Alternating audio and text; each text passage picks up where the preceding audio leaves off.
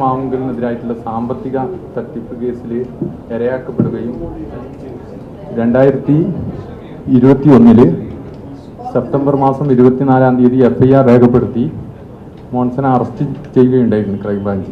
ആ കേസിലെ പരാതിക്കാരാണ് ഞങ്ങൾ. ഇന്നിവിടെ പത്രസമ്മേളനം നടത്തുന്നത് ഷമീർ MT, യാക്കൂബ് പുറയിൽ, ഷാനിമോൻ പരപ്പൻ, 3 പരാതിക്കാരാണ്. ഞങ്ങൾ മൊത്തം 6 പരാതിക്കാരാണുള്ളത്. ബാക്കിയുള്ളവർ വിദേശത്ത് ആണുള്ളത്.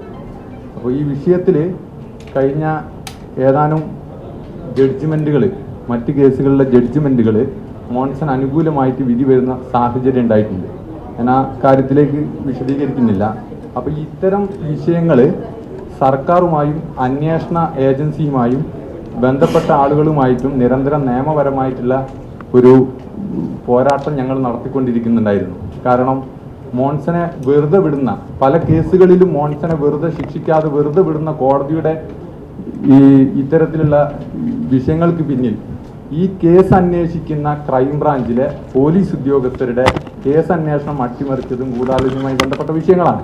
അപ്പോൾ ഇത് നമ്മൾ പറയുമ്പോൾ മോൺസൺ അനുകൂലമാക്കി അല്ലെങ്കിൽ ഞങ്ങൾ മോൺസനുമായിട്ട് ഒത്തുതീർപ്പായി ഞങ്ങൾ ഹവാലക്കാരാണ്, ഞങ്ങൾ മറ്റുള്ള തരത്തിലൊക്കെ ഞങ്ങളെ എതിരായിട്ട് YR റസ്റ്റത്തിന്റെ നേതൃത്വത്തിൽ പ്രത്യേകിച്ച് നടക്കുന്ന ഗൂഢാലോചനയും ആക്ഷേപവും കാരണമായിരുന്നു ഞങ്ങൾ നിയമപരമായിട്ടുള്ള പോരാട്ടം നടത്താൻ തീരുമാനിച്ചത്. പക്ഷെ ഗുരുതരമായ ചില കാര്യങ്ങൾ ഇപ്പോൾ ഈ വിധികൾ വന്ന പശ്ചാത്തലത്തിൽ മോൺസനെതിരെ വ്യാജമായിട്ട് പരാതി നൽകിയതാണോ, അതല്ലെങ്കിൽ ഈ കേസുമായി ബന്ധപ്പെട്ടിട്ട് മറ്റു പല ഹിഡൻ അജണ്ടകൾ ഞങ്ങൾക്കുണ്ട് എന്നുള്ളൊക്കെ തരത്തിലുള്ള വ്യാപകമായിട്ട് അന്വേഷണ സംഘത്തെ നയിക്കുന്ന YR റസ്റ്റവും അതേപോലെ തന്നെ കോടതിയിൽ നിന്ന് മോൺസനെ കുറ്റവിമുക്തനാക്കിയുള്ള ജഡ്ജ്മെന്റും വന്നപ്പോൾ ഞങ്ങളൊരു സംശയത്തിലേക്ക് വരുന്ന സാഹചര്യം ഉടലെടുത്തതുകൊണ്ടാണ് അടിയന്തരമായിട്ട് ഇന്ന് മീഡിയനെ കാണാൻ തീരുമാനിക്കുകയുണ്ടായത്.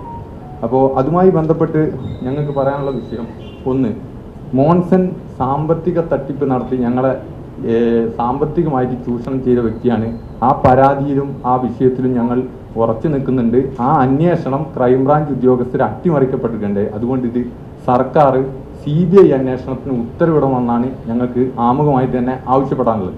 ഈ CBI അന്വേഷണം ആവശ്യപ്പെട്ടുകൊണ്ടുള്ള ഒരു പ്രസ് മീറ്റാണ് ഞങ്ങൾ ഇന്നിവിടെ നടത്തുന്നത്. അതിലേക്കുള്ള വിഷയം എന്താണെന്ന് വെച്ചാൽ, ഒന്നാമത് ഈ കേസിൽ നിരവധി ആളുകളെ ഗൂഢാലോചനയിലൂടെ പ്രതി ചേർക്കാനും അതേപോലെ തന്നെ ഈ കേസിൽ ഉൾപ്പെട്ട ഉന്നതരായ പോലീസ് ഉദ്യോഗസ്ഥരെയും മറ്റും സംരക്ഷിച്ച് രക്ഷപ്പെടുത്താനുള്ള ശ്രമങ്ങൾ YR റസ്റ്റത്തിന്റെ നേതൃത്വത്തിൽ ഉണ്ടായിട്ടുണ്ട്. അപ്പോൾ ഞാൻ ആമുഖമായിട്ട് നിങ്ങളെ ഒരു വോയിസ് കേൾപ്പിക്കാം. ഈ വോയിസ് DYSP YR റസ്റ്റവും മോൺസൺ മാവുങ്കലിനെതിരെ നിലവിൽ മോൺസൺ ശിക്ഷ അനുഭവിക്കുന്ന കേസിലെ കേസിലെ കൂട്ടുപ്രതിയുമായിട്ടുള്ള ജോഷി ജോസും കേസ് അന്വേഷിക്കുന്ന YR റസ്റ്റവും തമ്മിൽ നടത്തിയ ഒരു സംഭാഷണമാണ്. കഴിഞ്ഞ ആഗസ്റ്റ് 23-ന്, അതായത് ഓഗസ്റ്റ് 23-നാണ് ഈ കൂട്ടുപ്രതി ഞങ്ങളെ വന്ന് കണ്ട് ഈ സാമ്പത്തിക തട്ടിപ്പ് കേസിൽ YR റസ്റ്റത്തിന്റെ നിർദ്ദേശപ്രകാരം ഞാനൊരു 164 സ്റ്റേറ്റ്മെന്റ് കൊടുത്തു എന്ന് പറയുന്നു. ഇപ്പോൾ ഒരു കൂട്ടുപ്രതിയുടെ മൊഴി വിശ്വാസത്തിലെടുക്കാൻ സാധ്യമല്ലാത്തതിനാൽ അന്വേഷണ ഉദ്യോഗസ്ഥനോട് ഞങ്ങളുടെ മുമ്പാകെ നിന്നുകൊണ്ട് ഫോൺ കോൾ ചെയ്യാൻ ആവശ്യപ്പെട്ടപ്പോൾ അദ്ദേഹവും ഈ YR റസ്റ്റവും നടത്തിയ ഒരു സംഭാഷണമാണിത്. ഹൈക്കോടതിയിൽ സ്റ്റേ ആയിരുന്നു ഇത്രയും ദിവസം. ട്രയൽ തുടങ്ങി. അപ്പൊ എന്തായാലും ശിക്ഷിക്കുമെന്നാണ് പറയുന്നത്. അഡ്വക്കറ്റും പറയുന്നു, എല്ലാവരും ഇത് പറയുന്നു. ഞാൻ ആർക്കൂടെ പെട്ടിരിക്കാം. പറഞ്ഞു ഞാനാ അവസ്ഥ എന്നറിയോ.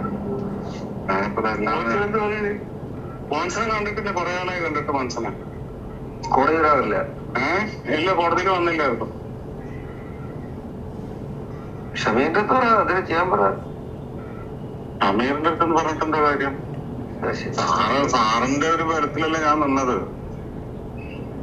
സാറ് പറഞ്ഞ പോലൊക്കെ നമ്മൾ ചെയ്തു, ഇതെല്ലാം സംഭവം ചെയ്തു. എന്നിട്ട് ലാസ്റ്റ് ഒരു ഈ കേസില് പെൺകുട്ടികൾ പറയുന്നതല്ലേ ഈ കോടതി സാക്ഷികൾ പറയുന്നതിനപ്പുറം കോടതി വളരെ സീരിയസ് അല്ലേ?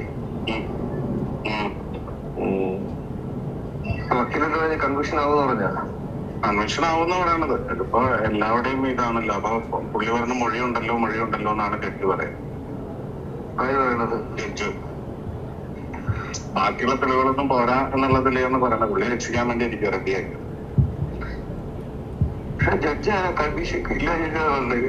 ഏതാണ് കൺവിക്ഷൻ ഉണ്ടാവുന്നല്ല, മൊഴിയുണ്ടല്ലോ എന്ന് പറയും. അതില് കൺവിക്ഷൻ ആണെന്ന് പറയൂലല്ലോ പുള്ളി. PP എന്ന് പറഞ്ഞാൽ PP എന്താ പറഞ്ഞത്? PP ഒന്നും പറഞ്ഞില്ല. നിനക്ക് എന്താ ജോലി?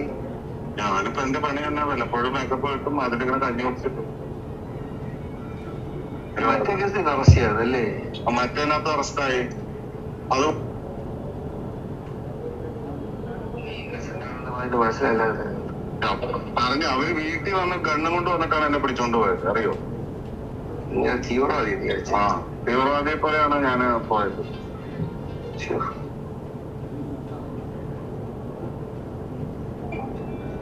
ഒരു തെണ്ടിയേക്കാൾ എത്ര പേരെ കഷ്ടപ്പെടുന്നു. ഞാനത് ആരുടെയും വിശ്വസിച്ചു. സാറ് മറ്റേ സുധാകരന്റെ എല്ലാ സംഭവമൊക്കെ ആയി കഴിഞ്ഞ് കഴിഞ്ഞാൽ റെഡിയാവുമെന്ന് വിചാരിച്ചിട്ട് ഞാൻ അതും പോയി പറഞ്ഞു. ഇതുവരെ ഒന്നും ആയില്ല. എല്ലാം കൂടെ ഞാൻ പറഞ്ഞ ഭാഗം, അതായത് സാറ് പറഞ്ഞിട്ട് സുധാകരൻ സാറിനെതിരെ ഞാൻ മൊഴി കൊടുത്തു എന്നാണ് ഇതിൽ പറഞ്ഞത്. വോയിസ് അയച്ചുതരാം.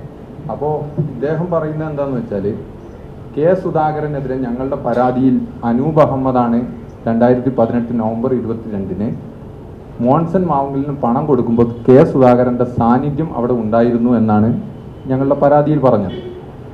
ഈ പരാതിക്ക് ശേഷം ഈ കേസ് അന്വേഷിച്ച SP സോജൻ 2022 ജൂലൈ മാസം വരെ ഈ കേസ് 2021 സെപ്റ്റംബർ മുതൽ അറസ്റ്റിന് ശേഷം അന്വേഷിച്ചത് SP സോജനാണ്. ഈ പരാതിയിൽ ഈ പരാമർശം ഉണ്ടെങ്കിലും കെ സുധാകരനെ ചോദ്യം ചെയ്യാൻ പോലും ക്രൈംബ്രാഞ്ച് തയ്യാറായിരുന്നില്ല. അപ്പോൾ അദ്ദേഹത്തിൻ്റെ സാന്നിധ്യം അവിടെ ഉണ്ട്. അദ്ദേഹം സാന്നിധ്യം നിഷേധിച്ചപ്പോൾ അദ്ദേഹം അവിടെ ഉണ്ടായിരുന്നു എന്നുള്ള ഫോട്ടോ ഉൾപ്പെടെ പുറത്തു വന്നിട്ടുണ്ട്. ആ വിഷയങ്ങളൊക്കെ ഞങ്ങൾ ഉന്നയിച്ചത് സത്യസന്ധമായ കാര്യം തന്നെയാണ്. പക്ഷേ അനൂപ് കൊടുത്ത പണത്തിൽ നിന്നും 10 ലക്ഷം രൂപ കെ സുധാകരൻ വാങ്ങി എന്നുള്ളത് പിന്നീട് ഇവിടെ പൊളിറ്റിക്കൽ സെക്രട്ടറി ആയിട്ട് നിയമിതനായ P ശശി ചുമതലയേറ്റതിന് ശേഷം YR അറസ്റ്റത്തിൻ്റെ IPS കൺഫർമേഷൻ ഇവരുടെ ഒരു ഗൂഢാലോചന ഭാഗമായിട്ട് നടന്നതാണെന്നാണ് ഈ സംഭാഷണത്തിൽ അന്ന് ജോഷി പറയുന്ന കാര്യം ഇതാണ്.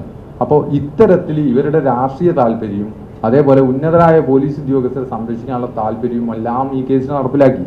ഈ കേസ് എന്നല്ല, എല്ലാ കേസിലും മോൺസനെതിരെ ഗൂഢാലോചന നടത്തി, മോൺസനുമായി ചേർന്നുകൊണ്ട് എടുത്ത എല്ലാ കേസിലും ക്രൈംബ്രാഞ്ച് DYSP YR അറസ്റ്റും ഗൂഢാലോചന നടത്തുകയാണ് ഉണ്ടായിട്ടുള്ളത്. അപ്പോൾ ഈ കെ സുധാകരന് അനൂപ് കൊടുത്ത അനൂപിൽ നിന്ന് വാങ്ങി 25 ലക്ഷത്തിൽ നിന്ന് കെ സുധാകരന് 10 ലക്ഷം കൊടുത്തു എന്നാണ് കുറ്റപത്രത്തിൽ പറയുന്നത്. അത് 20 അനൂപ് വരുന്ന, അപ്പോൾ അതിൽ 28 ലക്ഷം രൂപ ബാംഗ്ലൂരിൽ നിന്നും പരാതിക്കാരനായ ഷാനിമോൻ എത്തിച്ച് എന്നാണ് പറയുന്നത്. ആ കുറ്റപത്രത്തിൽ അത്തരത്തിലൊരു മൊഴി രേഖപ്പെടുത്തിക്കൊണ്ട് YR അറസ്റ്റം കോടതിയിൽ സമർപ്പിച്ച ആ വിഷയം അറിഞ്ഞ അന്ന് തന്നെ ഏപ്രിൽ മാസം 14 ഈ വർഷം ഞങ്ങൾ സർക്കാരിൽ പരാതി കൊടുത്തു. ഞങ്ങളുടെ മൊഴിയിൽ ഉൾപ്പെടെ തെറ്റായ കാര്യങ്ങളാണ് രേഖപ്പെടുത്തിയിരിക്കുന്നത്. അപ്പോൾ മാത്രമല്ല, സുധാകരൻ പണം വാങ്ങി എന്ന് പറയുന്നത് മോൺസന്റെ ജീവനക്കാരായ 3 പേരുടെ 164 ആണ്. അതിലുള്ള ഒരു 164 കൊടുത്ത കക്ഷിയാണ് ഈ പറയുന്നത്. സാറ് പറഞ്ഞതിൻ്റെ അടിസ്ഥാനത്തിൽ കെ സുധാകരനെതിരെ ഉൾപ്പെടെ ഞാൻ കാര്യങ്ങളെല്ലാം ചെയ്തു തന്നിട്ടും എന്നെ നിങ്ങൾ കേസിൽ നിന്ന് ഊരി തന്നില്ലല്ലോ. അപ്പോൾ ഈ വിഷയങ്ങളൊക്കെ സമഗ്രമായിട്ട് അന്വേഷിക്കണം. രാഷ്ട്രീയ പ്രേരിതമായിട്ട് ആളുകളെ കേസിൽ ഉപയോഗപ്പെടുത്തുകയും ഞങ്ങളുടെ പണം നഷ്ടപ്പെട്ട ഞങ്ങളുടെ ഈ പണം കണ്ടെത്താനോ ഈ വിഷയങ്ങൾ ഒന്നും കേസിൽ ഉൾപ്പെടുത്താതെ തികച്ചും കേസ് അട്ടിമറിക്കുന്ന ഒരു നിലപാടാണ് സ്വീകരിച്ചിട്ടുള്ളത്. പിന്നെ ഈ പറയുന്ന പീഡന കേസുകൾ കോടതിയിൽ ശക്തമായിട്ട് പ്രോസിക്യൂഷന് വിജയിപ്പിക്കാൻ സാധിക്കാത്ത പ്രശ്നങ്ങളുണ്ട്. അതുമായി ബന്ധപ്പെട്ടിട്ട് അവിടെ ഒരു പെൺകുട്ടിയെ, അതായത് ഈ പറയുന്ന 2 വോയിസും കൂടി ഉണ്ട്, അതായത് ഞങ്ങൾ അയച്ചുതരാം. ബാംഗ്ലൂരിൽ നിന്ന് ഒരു പെൺകുട്ടിയെ കൊണ്ടുവന്ന് ക്രൈംബ്രാഞ്ചിൽ നിന്ന് ഭീഷണിപ്പെടുത്തി കേസെടുക്കുന്ന ഒരു സാഹചര്യം ഉണ്ടായിരുന്നു.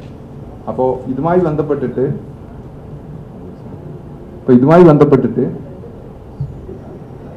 ഈ പെൺകുട്ടി ക്രൈംബ്രാഞ്ചിലേക്ക് കൊണ്ടുവന്നപ്പോൾ ഞങ്ങൾ അവിടെ എത്തിച്ചേരുകയും ഈ പെൺകുട്ടിയുമായി ബന്ധപ്പെട്ടിട്ട് YR അറസ്റ്റുമായി ഞങ്ങൾ വാക്തർക്കം ഉണ്ടായി.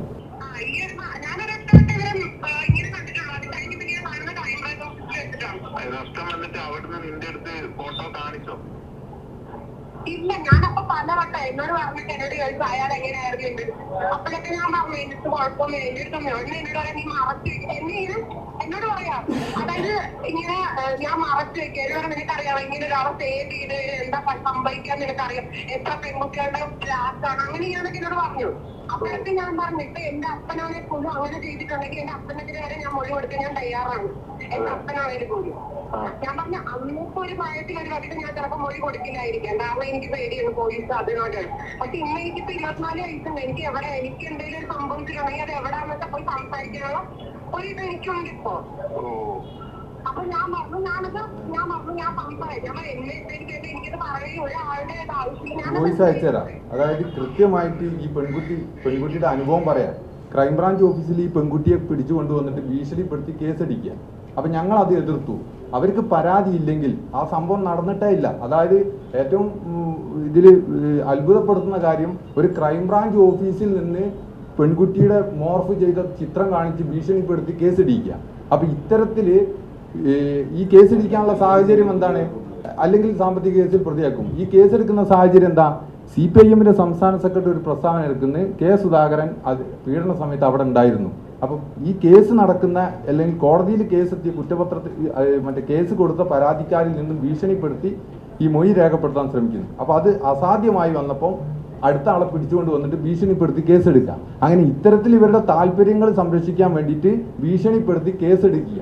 ഈ കേസ് കോടതിയിലെത്തുമ്പോൾ അവിടുന്ന് പരാജയപ്പെട്ടു പോകുന്ന ഒരു അവസ്ഥയാണുള്ളത്. അപ്പോൾ ഇത്തരത്തിൽ ഭീഷണിപ്പെടുത്തി ഇത്തരം കേസുകൾ എടുത്തതാണ് കോടതിയിൽ നിന്ന് ഇപ്പോൾ ഈ മോൻസനെ കുറ്റവിമുക്തനാക്കി പോയിരുന്നത്. അപ്പോൾ യഥാർത്ഥത്തിൽ വസ്തുത എന്താണ്? ഞങ്ങളെ സാമ്പത്തിക തട്ടിപ്പിന് ഇരയാക്കിയ ഞങ്ങളെ ഉൾപ്പെടെയുള്ള നിരവധി ആളുകളെ സാമ്പത്തികമായിട്ട് ചൂഷണം ചെയ്യാൻ മോൻസൺ ഇതൊക്കെ ഇവർ ചെയ്യുന്നത് എന്തിനാന്ന് വെച്ചാൽ മോൻസൺ ഉപയോഗിച്ച കുറച്ച് രേഖകളുണ്ട്. ഈ കുറ്റപത്രത്തിൽ അതിനെക്കുറിച്ച് ഒന്നും പറയുന്നില്ല.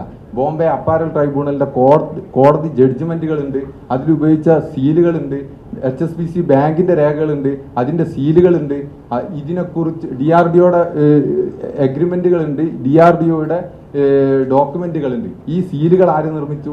ഇത് എവിടെ നിന്ന് നിർമ്മിച്ചു? ഈ വ്യാജ ഡോക്യുമെന്റുകൾ മോൻസൺ എവിടെ നിന്ന് കിട്ടി? ഇതൊന്നും കുറ്റപത്രത്തിൽ പറയുന്നില്ല. ഇവരാരും പ്രതികളുമല്ല. അതേപോലെ തന്നെ ഈ പ്രധാനമായിട്ട് ഞങ്ങളുടെ പരാതിയിൽ പറഞ്ഞതാണ് DGP ബെഹ്റ ഒപ്പിട്ട രേഖ. DGP ബെഹ്റ ഒപ്പിട്ട രേഖ ഒരു നിസാര സംഭവമല്ല. അത് ഈ മുൻ DGP പോലും ഹൈക്കോടതിയിൽ സത്യവാങ്മൂലത്തിൽ പറഞ്ഞ അൺഷെഡ്യൂൾഡ് വിസിറ്റ് എന്നാണ്. കള്ളമാണ്. ആ ബെഹ്റ അവിടെ വരുന്നത് പരാതിക്കാരായ ഞങ്ങളെ വിളിച്ച് മുൻകൂട്ടി തന്നെ മോൻസൺ പറയുന്നുണ്ട്. അതിന്റെ വോയിസ് റെക്കോർഡ് മോൻസൺ അറസ്റ്റ് ചെയ്ത അന്ന് തന്നെ SP മുതൽ മുഴുവൻ അന്വേഷണ ഉദ്യോഗസ്ഥർക്കും വാട്സപ്പിൽ ഞങ്ങൾ അയച്ചു കൊടുത്തിട്ടുണ്ട്. അപ്പോൾ ഈ വിഷയത്തിലേക്ക് അന്വേഷണം നടന്നതേ ഇല്ല. ബെഹ്റ അവിടെ വരുന്നത് അനിതാ പുല്ലയിൽ ക്ഷണിച്ചിട്ടാണ് എന്ന് അവർ തന്നെ മീഡിയയിൽ പറഞ്ഞിട്ടുണ്ട്. അപ്പോൾ ഇവര് തന്നെ ഈ വിഷയം പറഞ്ഞിട്ടും ഈ വിഷയം അഡ്രസ്സ് ചെയ്യാനോ കുറ്റപത്രത്തിൽ സമർപ്പിക്കുമ്പോൾ അതിൽ രേഖപ്പെടുത്താനോ ക്രൈംബ്രാഞ്ച് തയ്യാറായിട്ടില്ല. ഇത്തരത്തിലുള്ള ഉന്നതരെ സംരക്ഷിക്കാൻ വേണ്ടിയിട്ടാണ് ഇവർ ഈ കേസ് മൊത്തത്തിൽ അട്ടിമറിക്കപ്പെടുന്നത്. എന്നിട്ട് എന്ത് ചെയ്തു? ബെഹ്റ അവിടെ വരുന്നത് 11/5/2019 ബെഹ്റ മനോജ് എബ്രഹാമും മുൻ DGP ലോക്നാഥ് ബെഹ്റയും 11/5/2019 അവിടെ വരുന്നു. അനിതാ പുല്ലയിൽ ക്ഷണിച്ച് അവിടെ വന്ന് ഈ ദിവസങ്ങൾക്കുള്ളിൽ തന്നെ മോൻസൺ മാവുങ്കലും ഡ്രൈവർ അജിത്തും അനിതാ പുല്ലയിലും ഈ കേസിലെ തന്നെ പ്രതിയായിട്ടുള്ള സന്തോഷും കൂടി DGP ഓഫീസിലെത്തുന്നത്. എന്നിട്ട് മോൻസൺ എഡിഷൻ എന്ന് പറയുന്ന ഒരു ലെറ്റർ ഹെഡിൽ അപേക്ഷ കൊടുക്കുന്നത് അമൂല്യമായ പുരാവസ്തുക്കൾ വീട്ടിലുണ്ടെന്നും അതിന് പ്രൊട്ടക്ഷൻ വേണമെന്നും. അതിൽ ഈ ബെഹ്റ സാറ് തന്നെ ഇദ്ദേഹം ബെഹ്റ സാർ ഒപ്പിട്ട രേഖയാണിത്. ഇത് വ്യാജരേഖയല്ല. ഈ രേഖ കാണിച്ചിട്ടാണ് പണം തട്ടിയത് എന്ന് 2024 ഞങ്ങൾ 21 തന്നെ ഞങ്ങൾ മുഖ്യമന്ത്രി കൊടുത്ത പരാതിയിൽ പറയുന്നുണ്ട്. ഇതിൽ അദ്ദേഹം പറയുന്നത് തന്നെ ഇതാണ്: police station reported that A large number of very rare high value unique antiques R kept എന്നാണ്. അതായത് അവിടെ അമൂല്യമായ പുരാവസ്തുക്കളുണ്ട് എന്ന് കേരള പോലീസിന്റെ ലെറ്റർ ഹെഡിൽ എഴുതി മോൻസന് കൊടുത്തു. അതിന്റെ അടിസ്ഥാനത്തിൽ പോലീസുകാർ അവിടെ മോൻസന്റെ അറസ്റ്റ് നടക്കുന്ന അന്നും അവിടെ വന്ന് ഒപ്പിട്ട് പോവാണ്.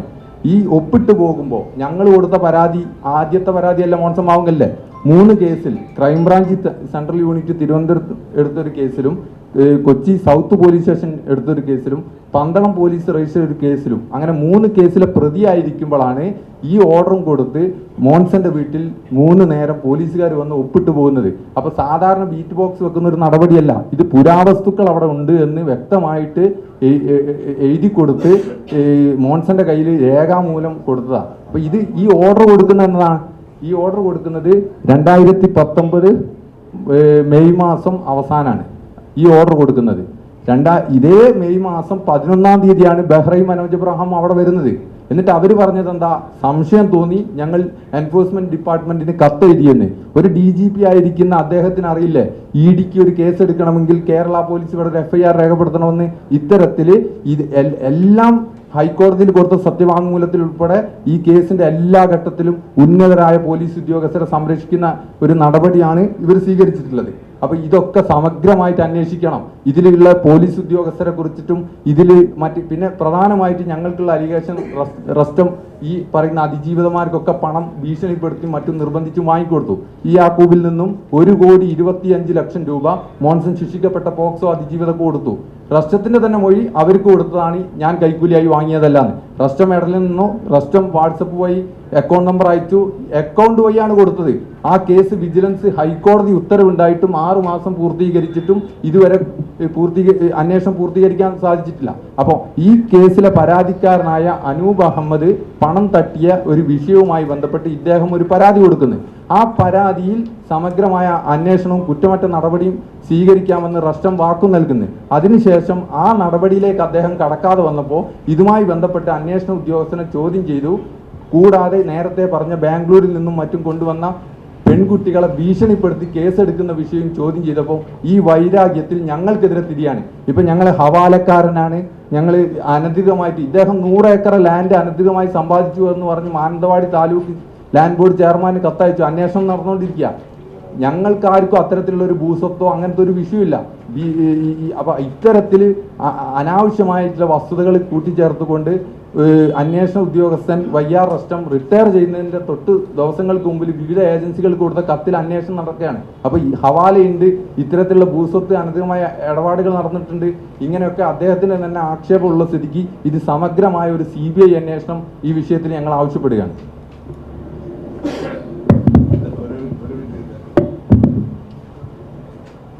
2016 ഞാൻ ആദ്യമായിട്ട് മോൺസണെ കാണുന്നത്. ഈ മോൺസണെ കാണുന്ന സമയത്ത് എന്നോട് പാർട്ട്നേഴ്സ് എന്ന് പറഞ്ഞ് പരിചയപ്പെടുത്തിയ ആളുകളോ അതുപോലെ തന്നെ ഈ മോൺസൺ അന്ന് ആ കാലം മുതലേ ഈ ആർട്ടിഫിഷ്യൽ ആയിട്ടുള്ള പുരാവസ്തുക്കൾ നിർമ്മിച്ചു കൊടുക്കുന്ന സന്തോഷ് അന്നും അവിടെ ഉണ്ട്. ആ സന്തോഷ് ആണ് ഇത്രയും കാലം അദ്ദേഹത്തിന് ഈ പുരാവസ്തുക്കളെല്ലാം നിർമ്മിച്ച് നൽകിയത്. അവരെക്കുറിച്ചോ ആ സന്തോഷിനെ തന്നെ മാപ്പുസാക്ഷിയായി ആ പുരാവസ്തുക്കളെല്ലാം സന്തോഷിനെ തന്നെ വളരെ ഈ കേസിലെ നിർണായകമായി തെളിവായേക്കാവുന്ന പുരാവസ്തുക്കളും മറ്റും സന്തോഷത്തിന് തിരിച്ചേൽപ്പിക്കുകയുമാണ് പോലീസ് ചെയ്തിട്ടുള്ളത്. രണ്ടാമത്തത്, ഈ 2016 ഞാൻ ഈ മോൺസണെ പരിചയപ്പെടുന്ന സമയത്ത് ഇപ്പോൾ പറയുന്ന പ്രതികളൊന്നും കുറ്റപത്രം സമർപ്പിച്ചിട്ടുള്ള പ്രതികളൊന്നും മോൺസണ് പരിചയം പോലും ഉണ്ടായിരുന്നില്ല. ഒരു ഇൻസിഡന്റ് നടക്കുമ്പോൾ ആ ഇൻസിഡന്റിന് പരാതി കൊടുത്തതിന് ശേഷമുള്ള അല്ലെങ്കിൽ ആ സമയത്തുള്ള പരാതികൾ മാത്രം അന്വേഷിക്കുകയും അതിന്റെ പിറകോട്ടുള്ള യഥാർത്ഥ പ്രതികളെ മുഴുവനായിട്ട് മറച്ചു വെക്കുകയാണ് ചെയ്തിട്ടുള്ളത്. പിന്നെ ഈ KPCC പ്രസിഡന്റ് സാന്നിധ്യത്തിൽ പൈസ കൊടുത്തു എന്ന് പറയുന്ന പൈസ ഞാൻ കണ്ടിട്ട് പോലുമില്ല. ഞാനത് കൊച്ചിയിലേക്ക് എത്തിച്ചു എന്നൊക്കെയാണ് എൻ്റെ മൊഴിയായിട്ട് കുറ്റപത്രത്തിൽ ഉള്ളത്. കുറ്റപത്രത്തിൽ നിരവധി വൈരുദ്ധ്യങ്ങളാണ്. ഞാൻ പറയാത്ത കാര്യങ്ങൾ, ഒരുപാട് കാര്യങ്ങൾ അതിലും ഞാൻ പറഞ്ഞതും എനിക്ക് അന്വേഷിക്കണമെന്ന് ആവശ്യപ്പെട്ടുള്ള പരാതിയിൽപ്പെട്ട ഒരു കാര്യത്തെക്കുറിച്ചും അതിൽ അന്വേഷിച്ചിട്ടില്ല. ഇതിലേറ്റവും പ്രസക്തമായ കാര്യം എന്താണെന്ന് ചോദിച്ചാൽ 2018 ശേഷമാണ് ഈ KPCC പ്രസിഡന്റും IG ലക്ഷ്മണും DIG സുരേന്ദ്രനൊക്കെ വരുന്നത്. അവരെങ്ങനെ 2017 പൈസ കൊടുക്കാൻ തുടങ്ങിയാൽ നമ്മളെ കേസിലെ 2 പ്രതിയാവുക? വളരെ ലോജിക്കായിട്ട് ചിന്തിക്കേണ്ട ഒരു കാര്യമാണ്. ഞാൻ ഓൾറെഡി കേസ് ഹൈക്കോടതിയിൽ കൊടുത്തു, FMB കൊടുത്തു, CMB കൊടുത്തു, ഡിഫർമേഷൻ കൊടുത്തു. അപ്പോൾ എന്നെ ഭീകരവാദിയും ഹവാലക്കാരനൊക്കെ ആയിട്ട് ചിത്രീകരിച്ചുകൊണ്ട് ഫെമയിലും EDയിലും AMLലും റോയിലും ഒക്കെ ലെറ്റർ എഴുതിയാണ് ഭീകരവാദികളാണെന്നൊക്കെ പറഞ്ഞിട്ട്. സമഗ്രമായ അന്വേഷണം നടത്തി CBIയോ അതിനേക്കാൾ മുകളിലുള്ള ഏജൻസിയോ അന്വേഷിക്കണമെന്നാണ് എനിക്കതിൽ പറയാനുള്ളത്. എൻ്റെ പേര് യാക്കൂബാണ്. എൻ്റെ പണം തട്ടിയതിൽ മോൺസനെ പോലെ തന്നെ അനൂപിന് വ്യക്തമായ പങ്കുണ്ട്. അനൂപ് ഞങ്ങളെ പരാതിക്കാരനാണ്. അവനെ സാക്ഷിയാക്കിയിട്ടാണ് ഇപ്പോൾ സുധാകരൻ സാർ പേരിൽ കേസെടുത്തത്. 9526 946402. എൻ്റെ നമ്പർ 9526746402. 9656 ഷമീർ, MT ഷമീർ. 9656007755. 9656007755. ഞങ്ങൾ ഇവിടെ പറഞ്ഞ എല്ലാ കാര്യങ്ങളിലും കോടതിയും മറ്റ് ഏജൻസികളായിട്ട് ഞങ്ങൾ പരാതിയും കാര്യങ്ങളൊക്കെ ഓൾറെഡി കൊടുത്തിട്ടുണ്ട്. ഷാനിമോൻ 800800384000 80384000. ഷാനി, നിങ്ങളുടെ സഹകരണം നമുക്ക് അത്യാവശ്യമാണ്. ഈ രാജ്യത്ത് സംവിധാനങ്ങളെല്ലാം നിലനിൽക്കണം, കോൺസ്റ്റിറ്റ്യൂഷൻ നിലനിൽക്കണം. ഇത്തരം രീതിയിലുള്ള ഉയർന്ന തസ്തികയിലുള്ള ആളുകൾ ഇതേ രീതിയിലുള്ള കേസുകൾ അട്ടിമറിച്ചാൽ ഈ രാജ്യത്തെ സംവിധാനം താറുമാറായി പോകും. അതുകൊണ്ട് നമുക്ക് പറയാനുള്ളത് നിങ്ങളുടെ സഹകരണം വളരെ അത്യാവശ്യമാണ്. അത് നമുക്ക് റിക്വസ്റ്റ് പറയാനുള്ളത്.